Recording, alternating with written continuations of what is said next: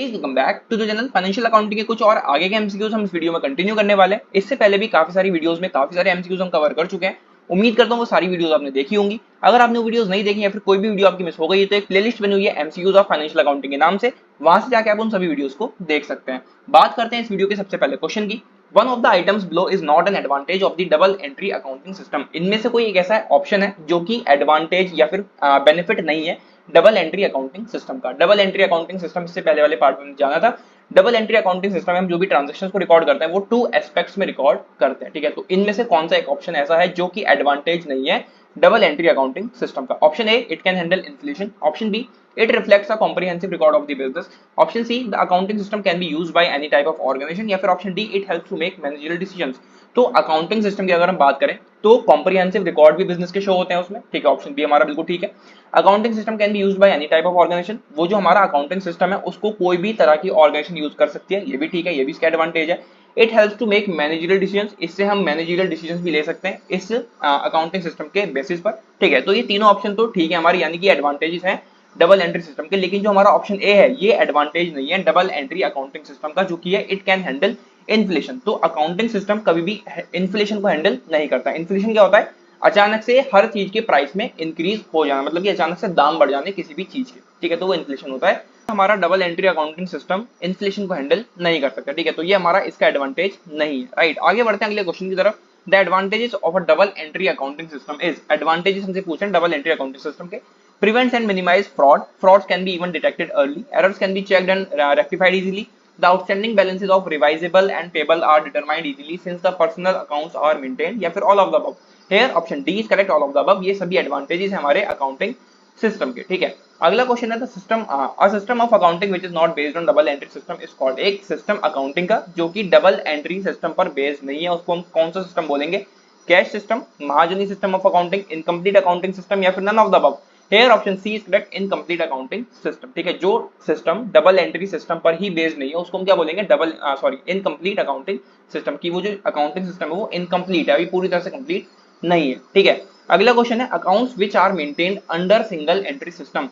ऐसे अकाउंट्स जो मेंटेन करे जाते हैं सिंगल एंट्री सिस्टम के अंतर्गत उनको क्या बोला जाता है? Personal accounts, impersonal accounts, both A and B, या फिर none of the above. Here option A is correct, personal accounts जो कि मेंटेन करे जाते हैं सिंगल एंट्री सिस्टम में, ठीक है। उसमें हम अपना खुद का पर्सनल कोई अकाउंट बनाते हैं, हमने कोई चीज खरीदी है, ठीक है, तो वो हम सिंगल एंट्री सिस्टम में उसको मेंटेन करते हैं, राइट। आगे बढ़ते हैं।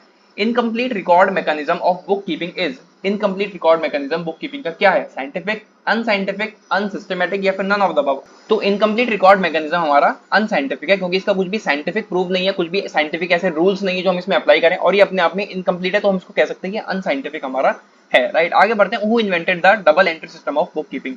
Double entry system bookkeeping का किसने इन्वेंट किया है? J R Batliboi, Lucas Pacioli, William Pickles, या फिर none of these. Here option B is correct, Luca Pacioli. एस नहीं है वैसे इनके नाम में, ल्यूका है, ल्यूका पेसियोली, ठीक है। बाकी आप इसको देख लेना, फिलहाल जो हमारा आंसर है वो यही है कि ल्यूका पेसियोली। आगे the word journal has been derived from which French word. जो वर्ड जर्नल है, ठीक है, हम जर्नल एंट्रीज करते हैं, ठीक है, वो कहां से डिराइव किया गया? कौन सा फ्रेंच वर्ड से वो आया है? जोर, म्योर, जोन, या फिर Amit.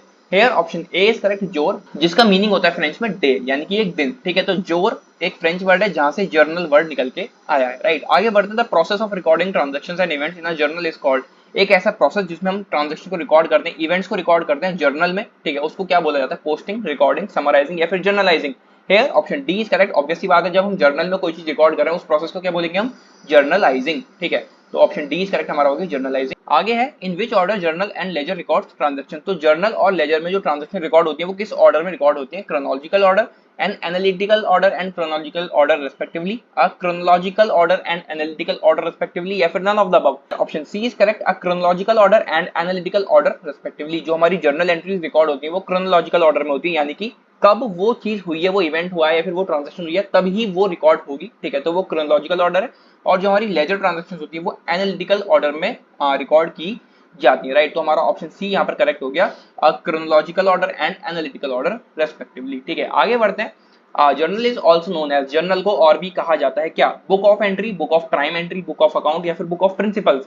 Hair option B is correct, book of prime entry, क्योंकि सारी बिजनेस की ट्रांजैक्शन यहाँ पर सबसे पहले रिकॉर्ड की जाती है, ठीक है। तो ऑप्शन बी हमारा यहाँ पर करेक्ट हो जाएगा, बुक ऑफ प्राइम एंट्री कहा जाता है जर्नल को, ठीक है। आगे बढ़ते हैं। In journal day to day transactions are recorded in which order. Journal में day to day transaction record होती है किस ऑर्डर में, असेंडिंग ऑर्डर में, क्रोनोलॉजिकल ऑर्डर में, डिसेंडिंग ऑर्डर में या फिर स्ट्रेट ऑर्डर में। अभी थोड़ी देर पहले हमने जाना, इससे पहले वाले क्वेश्चन में किस ऑर्डर में होती है, क्रोनोलॉजिकल ऑर्डर में ट्रांजेक्शन रिकॉर्ड करी जाती है हमारी जर्नल के अंदर। क्रोनोलॉजिकल ऑर्डर यानी कि जब वो ट्रांजेक्शन हुई है उसी ऑर्डर में वो ट्रांजेक्शन रिकॉर्ड करी जाएगी, या फिर जो भी वो इवेंट हुआ है, जो भी वो ट्रांजेक्शन हुई है, जब वो हुई है उसी समय पर वो ट्रांजेक्शन रिकॉर्ड करी जाएगी, उसी के अकॉर्डिंग, उसी ऑर्डर में। राइट, अगला क्वेश्चन है the brief explanation of each journal entry is appended to the journal entry which is called. जब हम कोई ट्रांजेक्शन रिकॉर्ड करते हैं या फिर कोई हम एंट्री लिखते हैं तो उसके नीचे हम उसकी एक एक्सप्लेनेशन देते हैं कि ये चीज हुई है, इसके बारे में हमने रिकॉर्ड किया है। तो उस ब्रीफ एक्सप्लेनेशन को क्या बोला जाता है, journalising, P and L account, both A and B या फिर narration. Here option D is correct, narration. तो जब भी हम कोई एंट्री करते हैं उस एंट्री के जस्ट नीचे हम एक ब्रीफ एक्सप्लेनेशन देते हैं उस इवेंट या फिर उस ट्रांजेक्शन के बारे में। राइट, अगला क्वेश्चन है one of the book of bookkeeping is. इनमें से कोई एक ऐसी बुक है जो बुक कीपिंग है, P and L account, balance sheet, journal या फिर all of these. Here option C is correct, journal. क्योंकि पी एंड एल अकाउंट हमारा एक अकाउंट है, ठीक है, बैलेंस शीट हम पूरी एक बैलेंस शीट हम बनाते हैं, ऑल ऑफ द अबाउट कह नहीं सकते, तो यहाँ पर हमारा सी है, एक बुक कीपिंग हमारी एक बुक है, ठीक है, बुक कीपिंग की तरह ही एक जर्नल हमारी बुक है जिसमें हम अपनी ट्रांजेक्शन को रिकॉर्ड करते हैं, ठीक है। आगे है in journal business transactions are recorded on the basis basic rules of. Journal में बिजनेस ट्रांजेक्शन रिकॉर्ड होती है किस बेसिक रूल पर, debit and credit, debit and debit, credit and credit या फिर credit only. Here option A is correct, जो कि बहुत सिंपल सा है, डेबिट एंड क्रेडिट। तो जो भी ट्रांजेक्शन रिकॉर्ड कर रहे हैं या तो वो डेबिट होगी या फिर वो क्रेडिट होगी। डेबिट डेबिट दोनों नहीं हो सकती, क्रेडिट क्रेडिट दोनों नहीं हो सकती, सिर्फ क्रेडिट भी नहीं हो सकती, सिर्फ डेबिट भी नहीं हो सकती। तो हम जर्नल में जो बिजनेस ट्रांजेक्शन रिकॉर्ड करते हैं वो डेबिट और क्रेडिट दोनों ही रूल्स को यूज करके वहां पर रिकॉर्ड करते हैं, ठीक है। आगे है the process of transferring the debit and credit items from the journal to ledger is known as. एक ऐसा प्रोसेस जिसमें हम डेबिट और क्रेडिट आइटम्स को जर्नल से लेजर में शिफ्ट कर रहे हैं या फिर ट्रांसफर कर रहे हैं, उसको प्रोसेस को क्या बोला जाता है, पोस्टिंग, प्रोसेसिंग, क्लासिफिकेशन या फिर summarising. Here option A is correct, posting उस प्रोसेस को बोला जाता है, ठीक है। अगला क्वेश्चन है when no entry is made for a transaction in journal और इन इट सब्सिडरी बुक और posting in ledger such errors are known as. ये कह रहे हैं कि आपने कोई ट्रांजैक्शन करी तो है लेकिन उस ट्रांजैक्शन के बारे में लिखना भूल गए, ठीक है, कोई ट्रांजैक्शन हुई है एक बिजनेस के अंदर लेकिन उस ट्रांजैक्शन के बारे में आप लिखना भूल गए, तो उस गलती को या फिर उस एरर को क्या बोला जाता है, error of omission, errors of commission, compensatory errors या फिर error of principle. Here option A is correct, errors of commission. मतलब कि वो ट्रांजैक्शन हुई है लेकिन हमने उसको रिकॉर्ड करना भूल गए, तो उसको हम बोलेंगे एरर्स ऑफ ओमिशन, ठीक है। अगला क्वेश्चन है लेजर इज अ, लेजर क्या है, principal book, subsidiary book, memorandum book या फिर none of these. Here option A is correct, principal book, क्योंकि इसमें बिजनेस के जितने भी अकाउंट्स होते हैं, चाहे वो रियल हो, चाहे वो पर्सनल हो, चाहे वो नॉमिनल हो, सारे अकाउंट्स इसी बुक में आते हैं, ठीक है। तो हम यहाँ पर कह सकते हैं लेजर एक प्रिंसिपल बुक हमारी होती है, ठीक है। अगला क्वेश्चन है the main objective of ledger is to know. जो मेन ऑब्जेक्टिव है लेजर का वो क्या है, क्या जानना है, net effect of all the similar nature transaction, total sales, profit और लॉस ऑफ द बिजनेस या फिर none of the above. Here option A is correct, net effect of the of all the similar nature of transaction. जितनी भी ऐसी transaction जो similar nature की हैं उनका नेट इफेक्ट हम जान पाते हैं लेजर की हेल्प से, या फिर ये उसका ऑब्जेक्टिव होता है, ठीक है। अगला क्वेश्चन है all accounts can be classified in the ledger under which of the following category. जितने भी अकाउंट्स जो है क्लासिफाई किए जाते हैं लेजर में वो किस कैटेगरी में आते हैं, permanent accounts, temporary accounts, both A and B या फिर none of the above. Here option C is correct, both A and B. तो जितने भी अकाउंट्स लेजर के अंदर आते हैं वो परमानेंट भी होते हैं और वो टेम्पररी भी होते हैं, मतलब कुछ परमानेंट और कुछ टेम्पररी अकाउंट्स लेजर के अंदर होते हैं, ठीक है। अगला क्वेश्चन है हमारा which ledger column links the entry with the journal. Ledger का कौन सा कॉलम एंट्री को लिंक करता है जर्नल से, credit column, debit column, LF column या फिर JF column. Hair option D is correct, JF column, जो कि हमारा होता है लेजर कॉलम के अंदर ये बनता है। जेएफ कॉलम को हम बोलते हैं जर्नल फोलियो कॉलम, जो कि एंट्री को लिंक करता है जर्नल से, राइट। अगला क्वेश्चन है लेजर इज अ, लेजर क्या है, real account, personal account, king of books या फिर nominal account. Here option C is correct, king of books कहा जाता है लेजर को, क्योंकि जितनी भी एंट्रीज होती हैं एक बिजनेस के अंदर वो सब अलग अलग अकाउंट्स में पोस्ट करी जाती हैं लेजर के अंदर, राइट। अगला क्वेश्चन है accounts are recorded showed in ledger. Account जो है रिकॉर्ड या फिर शो करे जाते हैं लेजर में, personal account, real accounts, nominal account या फिर ऑल ऑफ दीज। अभी थोड़ी देर पहले हमने जाना कि सभी तरह के अकाउंट जो हैं जो एंट्रीज होती हैं अलग अलग अकाउंट्स की वो पोस्ट करी जाती हैं लेजर के अंदर, तो हमारा यहाँ पर ऑप्शन डी हो जाएगा, ऑल ऑफ द अबव। ये सारे अकाउंट्स हमारे शो होते हैं लेजर के अंदर, राइट। एक लास्ट क्वेश्चन है इस वीडियो का, at the end of the accounting year all the nominal accounts of the ledger book are.